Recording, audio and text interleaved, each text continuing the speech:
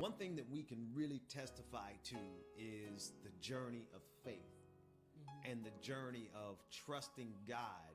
'Tis so sweet to trust in Jesus, just to take him at his word, just to rest upon his promise, just to know thus saith the Lord, and having to grow in that relationship of faith and trust when you don't know how things are going to play out.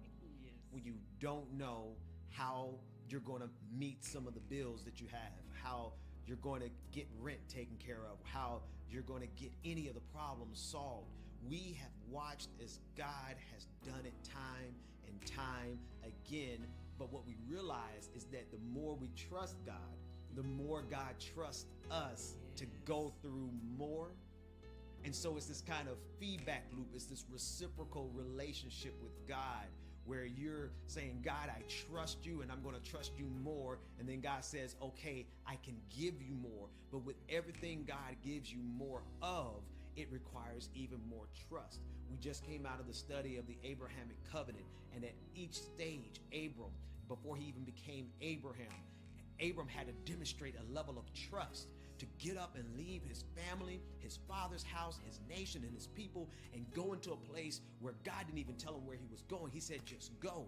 And Abram had to trust God that much. And then Abram had to trust God even more to walk out the entirety, the length and the breadth of the land that God promised his children. And then Abram had to trust God even more and had to trust God enough to actually circumcise himself.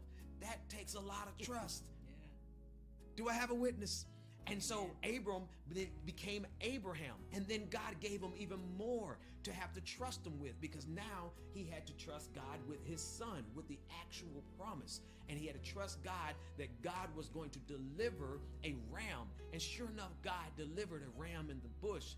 I'm sharing this to share with you, wherever you are in your walk of life and the walk of faith, our ministry is uniquely designed to encourage you and to help train you on how you survive these transitions of faith.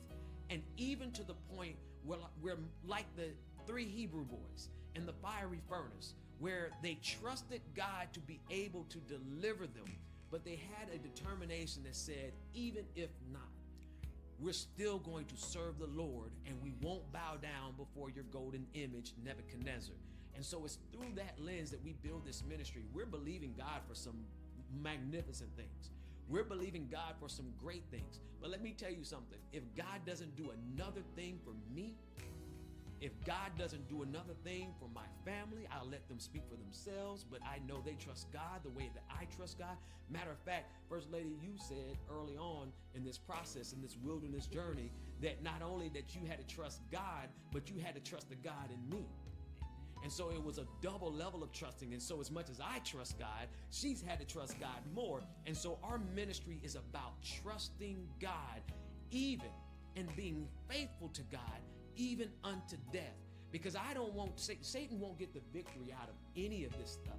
No matter what happens to me, no matter what happens in this ministry, one thing you can rest assured is that we are going to trust God. We're going to trust God even more. We're going to walk by faith and not by sight. And we want to encourage you to come and join us in this walk of faith, this walk of trust, this walk of leaning on the everlasting arms of God.